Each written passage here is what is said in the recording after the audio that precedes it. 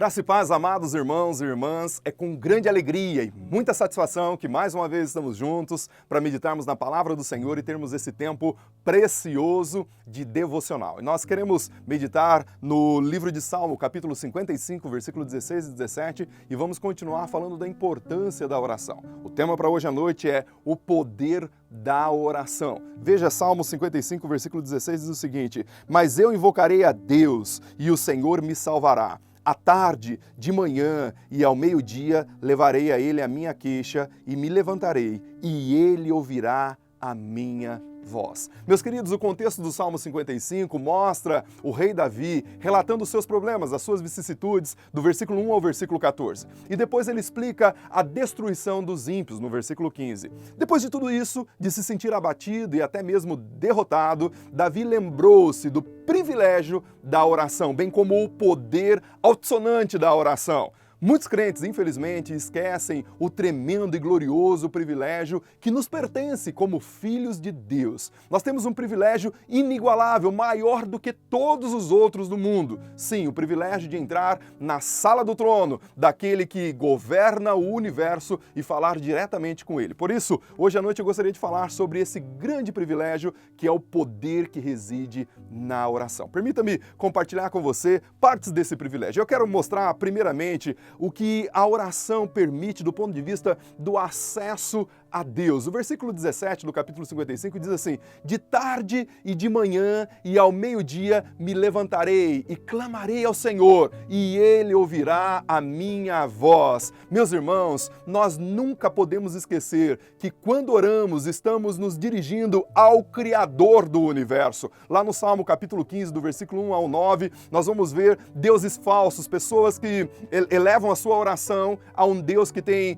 boca, mas não pode falar, tem ouvido, mas não pode ouvir, tem nariz, mas não pode cheirar, tem mãos, mas não podem tocar. São deuses criados pelo ser humano, mas o nosso Deus, sim, o nosso Deus, nós podemos ter certeza, Ele está ouvindo as nossas orações. Isaías capítulo 40, versículo 12 diz: "Quem mediu na concha da sua mão as águas e tomou a medida dos céus nas suas palmas, e recolheu numa medida o pó da terra, e pesou os montes com o peso, os outeiros das balanças." Quem foi? O nosso Deus. Também, Efésios capítulo 3, versículo 20 diz: "Aquele que é poderoso para fazer tudo muito mais abundante do que pedimos, pensamos ou imaginamos, segundo o poder que opera em nós." Sim, é esse Deus que nós oramos, o Deus de toda a glória. Por isso, o nosso acesso é real. Podemos encontrar o Senhor diante dessa sala, mas esse acesso também é feito através de um convite pelo próprio Rei da Glória, pelo próprio Criador do universo. Os reis do Antigo Testamento, ou os reis antigos, eles eram em grande parte inacessíveis. Basta você ler, por exemplo, o livro de Esther, no capítulo 4, você vai perceber a dificuldade que residia na possibilidade de se encontrar com o rei, de ter uma audiência com o rei. Ainda hoje, para uma pessoa comum, ter uma audiência com o presidente da República, com o governador do estado, ou bem como um prefeito, ou mesmo um vereador, é necessário vencer um longo caminho, uma série de obstáculos. Mas o nosso Deus, que governa o universo, que governa tudo que existe, Ele nos convida a vir direto a Ele, sem nenhum óbice, sem nenhuma antessala. Salmo 50, versículo 15 diz: "Invoca-me no dia da tua angústia, e eu te livrarei, e tu me glorificarás." Sim, é o convite de Deus para que nós nos acheguemos até Ele. Ainda temos, por exemplo, em Hebreus capítulo 4, versículo 16, que afirma o seguinte: "Cheguemo-nos, pois, com confiança ao trono da graça, para que possamos alcançar misericórdia." Irmãos, que grande privilégio é o nosso! Podemos entrar sem nenhuma obstrução à sala daquele que governa o universo e que tem todo o poder em suas mãos. Nós podemos entrar nesse ambiente, nessa ambiência santa, e apresentar as nossas questões mais profundas, mas também as mais simples questões das nossas vidas. Mas a oração também está disponível para todos os crentes. Capítulo 15, versículo 17 do livro do Evangelho de João vai mostrar isso. Sim, a oração é para todos. A oração não é apenas para um grupo de gigantes espirituais, como alguns pensam. Algumas pessoas acreditam que existem pessoas pessoas selecionadas, cujas orações têm mais efeito ou poder. Por isso buscam essas pessoas a qualquer custo. Infelizmente, em alguns casos envolvendo até recursos monetários ou favores não muito decorosos. Creia nisto. A oração está aberta a todos os salvos, sem exceção. E como o poder da oração não está em quem ora, e sim naquele que responde às orações, não se preocupe, nunca se preocupe em encontrar alguém que tenha mais poder do que você para levar a sua oração. Você mesmo pode levar a sua oração ao Senhor. Aliás, as grandes orações da Bíblia fluíram de lábios comuns. Você pega 1 Samuel, capítulo 1, versículo de 1 ao 20, vai mostrar uma jovem, uma senhora chamada Ana, uma pessoa anônima que vivia no ostracismo da vida, e ela faz uma oração tão profunda, e o Senhor ouve a sua oração, dando um filho a ela chamado Samuel, que seria um juiz e um profeta em Israel. Você pega a oração do publicano, no capítulo 18, versículo 13, que não tinha nenhum pedigree, mas ele abre o coração e no arrombo diz: coitado de mim, que sou pecador, eu sou limitado. E o Senhor diz que a oração dele foi atendida e ele voltou justificado, enquanto a oração do fariseu não subiu ao altar da graça e da glória de Deus. Nós temos também a oração do ladrão moribundo, lá no capítulo 23, versículo 42 do Evangelho de Lucas, que simplesmente ele diz: Pai, lembra-se de mim quando entrares no teu reino. E o Senhor diz: hoje mesmo estarás comigo no paraíso. São lábios simples, lábios anônimos, mas o coração dessas pessoas estavam rasgados na presença do Senhor. Por isso, mais uma vez, nunca sinta que você não tem o direito de orar. Deus pede que você ore. Sua família precisa que você ore. Sua comunidade precisa que você ore. Esta igreja precisa que você ore ao Senhor. Meus queridos, precisamos exercer esse grande privilégio. Veja o que Jeremias diz no capítulo 33, versículo 3. Clama a mim e responder-te-ei e anunciar-te-ei coisas grandes e firmes que ainda não sabes. Essa é a promessa do Senhor para os nossos corações. Ainda, a oração, ela antecipa a resposta de Deus. Olha que coisa linda isso! Quando nós olhamos para essa linda promessa de Deus a respeito da oração, nós podemos, por exemplo, nos lembrar de Isaías capítulo 65, versículo 24, que diz: E será que antes que clamem, eu responderei? Estando eles ainda falando, eu os ouvirei. Olha a promessa do Senhor para as nossas vidas. O Senhor prometeu ouvir a mim e a você, meus amados. E Ele não ouvirá apenas aqueles que não intercederem ou não levar a Ele a oração. E Ele quer não apenas ouvir você, mas Ele quer responder a sua oração nessa noite. Isso deve nos dar a confiança de que quando oramos, não estamos apenas verbalizando palavras ao ar.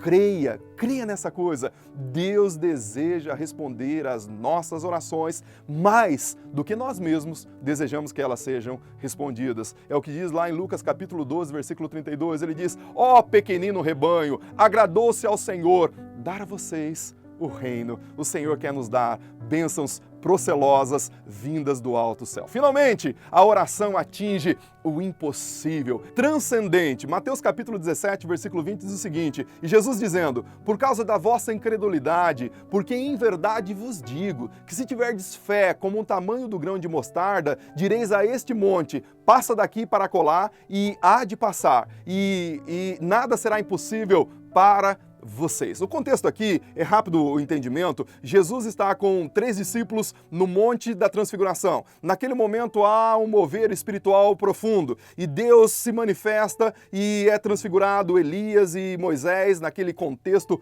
maravilhoso. O problema é o seguinte, que quando eles descem do Monte da Transfiguração, existe uma pessoa que está possuída por um demônio e essa pessoa não consegue a libertação. Os demais discípulos não conseguem expulsar esse demônio. Jesus então impõe as mãos e expulsa aquele demônio e fala para os seus discípulos: olha, vocês não conseguiram fazer pela incredulidade do vosso coração. Se vocês tiverem fé do tamanho de um grão de mostarda, vocês poderão acessar o impossível, o transcendente. Vocês poderão chegar a lugares inimagináveis. Sim, imagine você meu irmão e minha irmã, a importância da oração.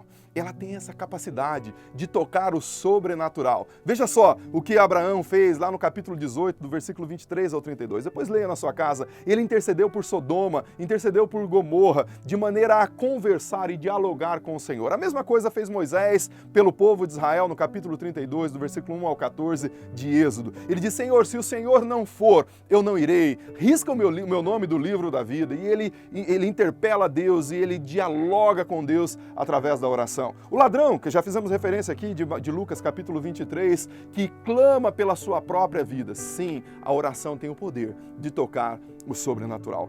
Meu querido, minha querida, nunca diga que Deus não pode fazer isto ou aquilo. A oração é o privilégio que nos conecta com a possibilidade e a possibilidade do Senhor. A oração nos leva a avançar no reino de Deus. Nossas orações podem chegar a lugares onde nós não podemos ir fisicamente. É por isso que os guerreiros da oração são tão necessários, assim como diz lá em Mateus capítulo 6, versículo 6, o Senhor Jesus disse para os seus discípulos: olha, entra no teu quarto, fecha a tua porta e fala com o teu Pai que está te vendo em secreto. É assim que um guerreiro de oração se porta na presença do Senhor. O verdadeiro poder não está no pregador, meu irmão. O verdadeiro poder não está em quem ora. O verdadeiro poder não está na igreja, não está nas suas atividades sociais.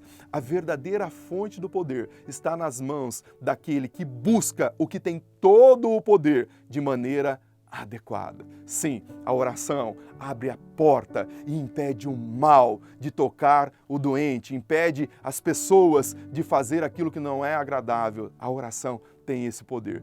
A oração convence, por exemplo, o pecador. Tudo isso é fruto da palavra e da vontade do Senhor. Literalmente, tudo o que fazemos deve ser balizado pela oração. Durante essa semana, conversando com alguém, ele explicitou algumas informações concernentes ao que está acontecendo no Brasil, no mundo, enfim, sobre essa questão que estamos vivendo. E essas informações me levaram mais uma vez a crer totalmente que toda e qualquer resolução desse problema que estamos enfrentando virá das mãos de Deus e não dos governantes, dos cientistas e etc. Sim, eu sei que serão cientistas que produzirão as vacinas, sei que a questão política é importantíssima no que tange respeito à economia e também à saúde, mas, irmão, irmã, se não for Deus colocando a sua mão de poder e realizando um verdadeiro milagre, nós teremos poucas chances e poucas esperanças. Por isso, cabe a nós, como povo do Senhor, permanecermos firmes em oração,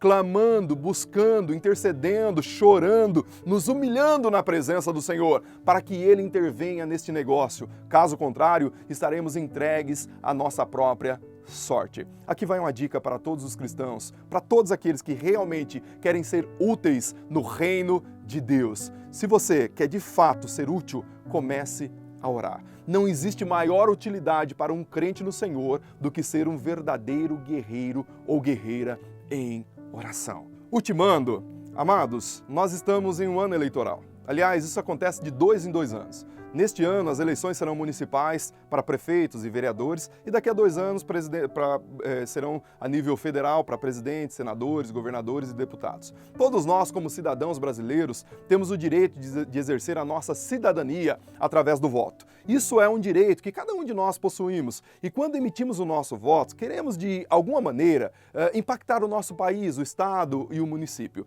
Eu sei que alguns não desejam usar esse privilégio e se valem do direito de não fazê-lo. Ou mesmo outros não fazem porque não acreditam e pensam que nada vai mudar. Mas meu irmão, minha irmã, agora pense na grandeza do que temos diante de nós. Como filhos de Deus, temos o privilégio de impactar não apenas um município, não apenas um estado, não apenas uma nação, mas nós podemos impactar a terra toda através da vontade daquele que governa o universo. Como cristãos, nós temos o direito de entrar na sala do trono. Esse direito não é um direito pelo nosso mérito, é um direito que foi conferido por Cristo lá na cruz do Calvário. Então não abra mão desse grande privilégio. Se achegue à sala do trono, à sala de oração e fale com o Pai, que pode mover e remover todas as dificuldades. O nosso motivo de oração para essa noite é para que a mão do Senhor esteja sobre a nossa casa, sobre a nossa família, para que Deus nos dê a vitória sobre esse momento que estamos vivendo e também para que Deus direcione os líderes das nações do nosso país nesse momento tão delicado que enfrentamos. Deus abençoe você e a sua família, em nome de Jesus. Amém e amém.